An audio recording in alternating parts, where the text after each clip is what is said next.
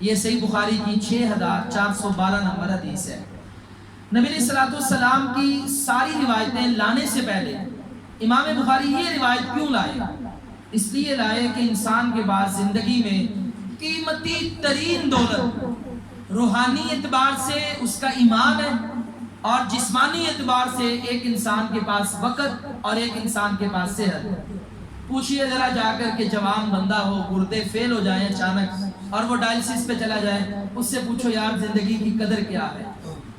بندہ ویسے تو رب سے بڑا کہتا ہے یا اللہ تو نے مجھے دیا ہی کیا ہے، میرے پاس ہے ہی کیا ہے، لیکن ذرا کروڑ پتی ارب پتی آدمی سے پوچھیں جس کے گردے کام نہیں کرتے اور وہ زندگی موت سے لڑ رہا ہوتا ہے، آخری کھیل کھیل رہا ہوتا ہے، اور وہ کہتا ہے یہ سب کچھ لے لو ایک گردہ دے دو۔ یعنی ایک مثال دے رہا ہوں کہ جسم کا ایک ایک عضو کتنا قیمتی ہے اور اس عضو کی صحت وہ کتنی قیمتی ہے۔ تو ہمیں صحت کو بڑا ہی غنیمت جاننا چاہیے، اور یہ جو جوانی اللہ تعالیٰ نے دی ہے اس میں ڈٹ کر انتہائی عبادت کرنی چاہیے۔ یہ لوگ اکثر بات کرتے ہیں کہ جب بڑھاپا آئے گا اللہ سے مغفرت مانگ لیں گے، توبہ کر لیں گے۔ کیا سارے انسان بوڑھے ہو کے مرتے ہیں یا اکثر لوگ جوانی میں ہی چلے جاتے ہیں؟ کس انسان کو اس کے بڑھاپے تک کی زندگی کی ضمانت، سرٹیفکیٹ، گارنٹی اس کے پاس ہو تو دکھا دے۔ ابھی 3 دن پہلے ہمارا ایک نوجوان ساتھی تھا، دوست تھا ہمارا، اس کی عمر 26 سال ہوگی، 2-3 بچی ہیں اس کے، بالکل صحیح۔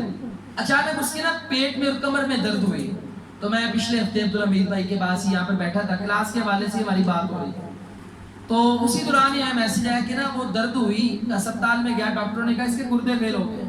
لوگ اس دن سے آج تک ڈائلسس پہ بیچارہ، اور آخری کتنے دیر ڈائلسس چلتے ہیں آپ کو پتہ ہی ہے۔ اور یقین کریں ہم سارے کے سارے اتنے حیران کہ یہ رمضان ہمارے ساتھ گزارا، چلتا پھرتا مسکراتا بندہ، اچانک ہی یہ کام ہو گیا۔ تو سمجھ آتی ہے کہ صحت یہ بہت بڑی دولت ہے، جو لوگ اس کو تباہ کرتے ہیں، وقت کو ضائع کرتے ہیں، پھر ایک وقت آتا ہے صحت اور وقت وہ انسان کو ضائع کرتی ہے۔ تو اس لیے جو اللہ تعالیٰ نے ہمیں صحت دی، جو اللہ نے ہمیں وقت دیا، فراغت کا وقت ہے، کام کاج سے وقت نکالیں، ٹائم نکالیں۔ یہ ہماری کتنی زندگی ہے؟ 60 سال 70 سال، آدھی زندگی سو کے گزارتے ہیں، آدھی کام سے گزارتے ہیں، 12 گھنٹے سوتے ہیں، 12 گھنٹے کام کرتے ہیں، 30 سال پیچھے رہ گئی، 10 سال بچپن کے نکال دیں، 20 سال رہ گئی۔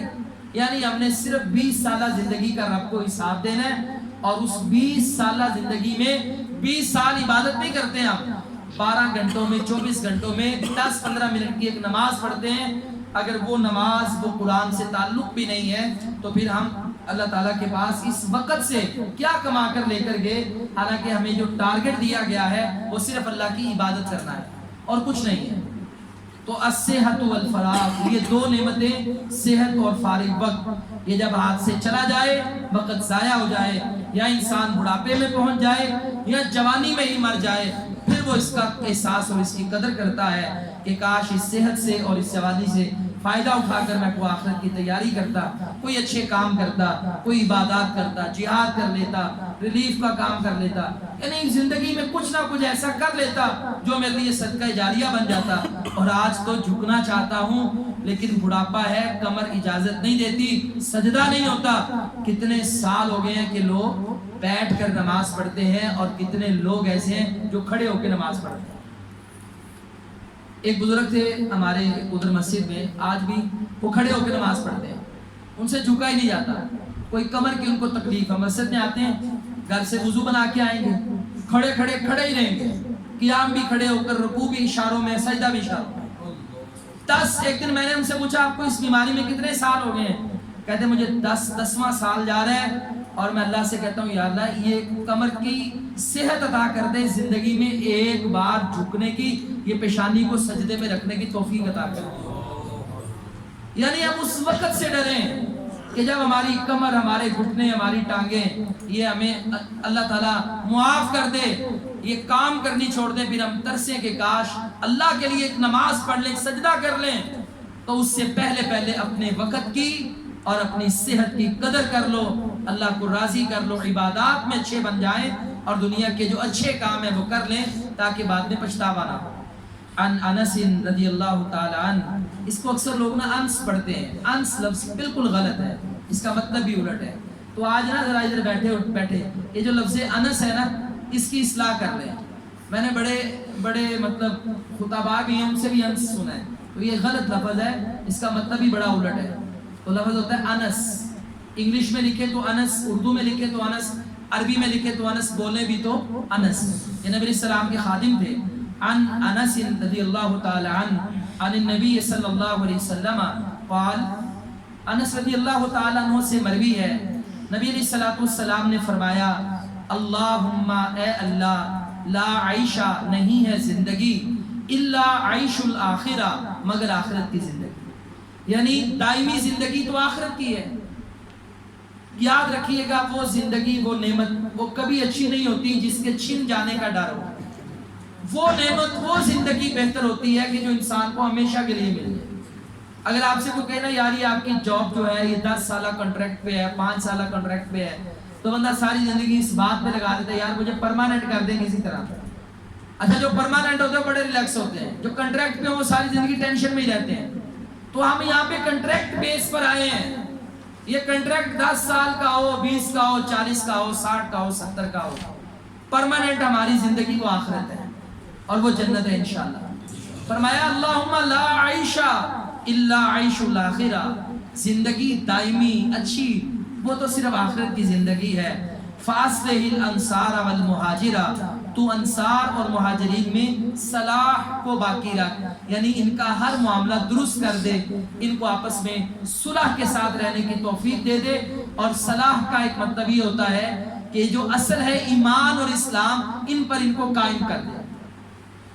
اس کے بعد عن سہل بن سعد الساعدی رضی اللہ تعالی عنہ کننا مع رسول اللہ صلی اللہ علیہ وسلم فی الخندق. سہل بن سعد الساعدی فرماتے ہیں کہ ہم نبی صلی اللہ علیہ وسلم کے ساتھ تھے خندق کے موقع پر. وَهُوَ يَحْفِرُ، اور ہم خندق کھود رہے تھے. نبی صلی اللہ علیہ وسلم بھی خندق کھودے جا رہے تھے. آپ کے ہاتھ میں بھی کدال تھی اور آپ بھی خندق کھود رہے تھے جو غزوہ احزاب تھی جس کے لیے بڑی لمبی چوڑی خندق کھودی گئی. وَنَحْنُ نَنْقُلُ التُّرَابَ، اور ہم مٹی اٹھاتے جاتے، یعنی کچھ بندے کھودنے والے ہوتے، نبی علیہ السلام بھی کھدائی پہ کام کر رہے تھے اور ہم لوگ مٹی بار بار کے اٹھا کے باہر گرائی جا رہے تھے.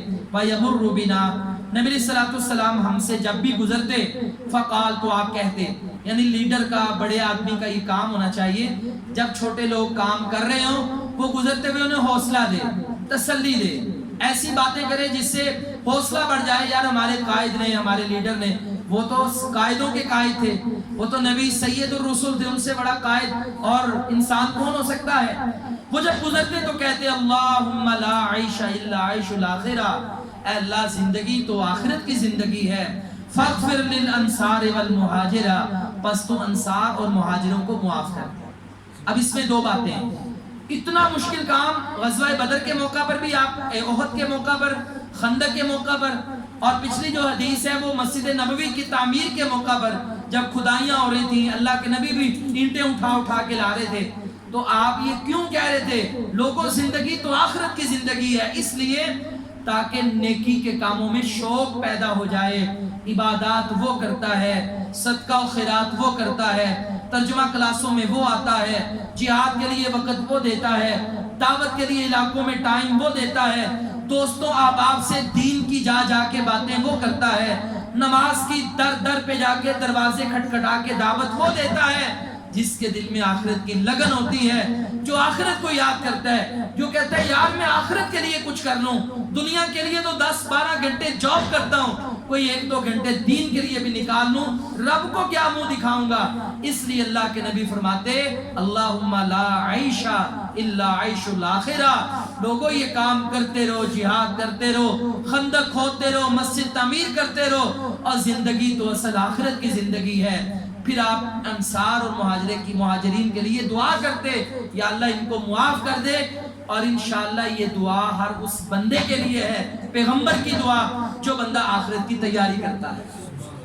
یہ مغفرت کی دعا ہر اس بندے کے لیے جو آخرت کے لیے کچھ کرنا چاہتا ہے، 24 گھنٹوں میں کچھ نہ کچھ آخرت کی تیاری میں، نماز کے لیے، قرآن کے لیے، کلاسوں کے لیے نکالتا ہے. تو ان احادیث سے ہمارے دلوں میں امام بخاری یہ بات پیدا کرنا چاہتے ہیں کہ لوگوں دلوں کو اگر نرم کرنا ہے ایک جملہ یاد کر لو، لا عیش الا عیش الاخرہ، عیش مزہ زندگی تو آخرت کی ہے، دنیا میں کچھ نہیں ہے۔ اس کے بعد ہم آخر میں ایک دعا پڑھتے ہیں۔ یہ دعا اس لیے میں نے لکھی کہ آج جو کرونا کی وبا ہے اور مسئلے مسائل ہیں اور اس کے ساتھ ساتھ کاروبار کی مشکلات ہیں، یہ دعا بڑی کمال ہے، بڑی پیاری دعا، بڑی پیاری جامع دعا، اس کو آپ ماسٹر کی کہہ لیں، ہر مشکل کی چابی ہے۔ نبی صلی اللہ علیہ وسلم صحابہ کو یہ دعا سکھاتے، اللہم اے اللہ، احسن تو اچھا کر دے، عاقبتنا ہمارے انجام کو، فی الامور کلیہا ہمارے سارے کاموں میں۔ یا اللہ ہمارا انجام، مطلب میں کاروبار پہ جا رہا ہوں نا، میں یہ دعا پڑھ لوں، یا اللہ میرا کاروبار کا رزلٹ اچھا کر دے، میں نے پیپر دینا نا تو میں یہ دعا پڑھ لوں، اللہم احسن عاقبتنا فی الامور کلیہا، یا اللہ میرے سارے کاموں کا رزلٹ اچھا کر دے، انجام اچھا کر دے۔ کتنی پیاری دعا ہے۔ وَأَجِرْنَا اور مجھے بچا لے، من خزي الدنیا دنیا کی رسوائی سے، وعذاب الآخرہ اور آخرت کے عذاب سے۔ ایسی پیاری دعا ہے، دنیا کے سارے کام بھی آسان اور دنیا اور آخرت کی کامیابی کی ضمانت۔ دعا ہم مل کے پڑھتے ہیں، 2-3 بار میرے ساتھ پڑھ لیں تاکہ یہ یاد ہو جائے۔ اللہم احسن عاقبتنا فی الامور کلیہا وَأَجِرْنَا مِنْ خِزْيِ الدُّنْيَا وَعَذَابِ الْآخِرَةِ اللہم احسن عاقبتنا فی الامور کلیہا وَأَجِرْنَا مِنْ خِزْيِ الدُّنْيا وَعَذَابِ الْآخِرَةِ اللہم احسن عاقبتنا فی الامور کلیہا وَأَجِرْنَا من خزي الدنیا وعذاب الآخرہ۔ چلیں جی یہ دعا آپ یاد کر لیں اور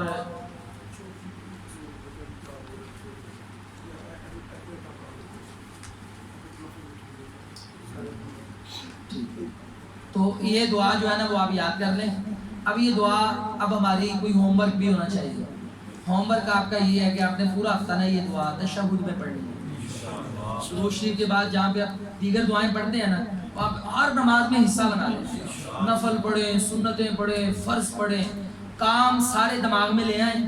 اللہ تعالیٰ دلوں کو جانتا ہے اور یہ دعا پڑھیں۔ ترجمہ آپ کو یاد ہو گیا، اب آپ کو پتہ چل گیا میں اللہ سے مانگ کیا رہا ہوں، ٹھیک ہو گیا۔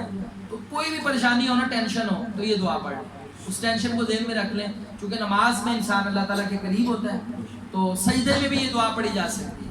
نبی علیہ السلام نے فرمایا کہ سجدے میں انسان سب سے زیادہ اللہ کے قریب ہوتا ہے، بندہ جو بھی مانگتا ہے رب عطا کر دیتا ہے۔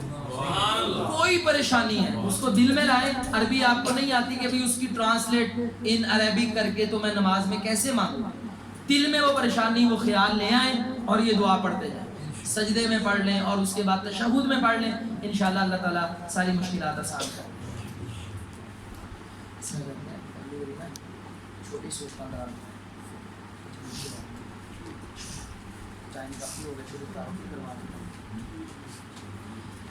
اچھا جی ایک اور ہوم ورک لے لیں، یہ آپ کو پرچوں پہ اس لیے لکھ کر دیا، اس کو اب آپ نے جہاز بنا کے اڑا دینا۔ بچے کام کرتے ہیں نا، وہ نہیں دیکھتے یہ قرآن ہے، وہ نہیں دیکھتے یہ عربی ہے، وہ نہیں دیکھتے یہ اخبار ہے، کاغذوں کے جہاز بناتے ہیں اور ایسے نہیں کرنا۔ اب یہ بہت مقدس اوراق ہیں، قرآن اور احادیث اس پر موضوع ہیں۔ سب نے نا ہفتے میں 2 کام لینے ہیں، ایک تو اس کو اپنے گھر والوں کو سنانا ہے، صبح اتوار ہے، ہم جتنا سبق پڑھیں گے نا یہ آپ ساتھ لے جایا کریں گے، گھر والوں کو بٹھا کر نا آپ نے ترجمہ اور حدیثیں سنانی 10-15 منٹ ہر بندے نے، اور پھر اس کے بعد پورا ہفتہ آپ کے پاس اگلے ہفتے تک اپنی دکان، مکان، محلے دار یا دوست احباب اس میں بھی آپ نے یہ سنانا ہے انشاءاللہ۔ اس سے ہمارا نا دعوت کا ذوق پیدا ہوگا، ہم سب داعی بنیں گے اور ہماری دعوت گلی گلی پہنچے گی۔ سبحانک اللہم و بحمدک، اشہد ان لا الہ الا انت، استغفرک۔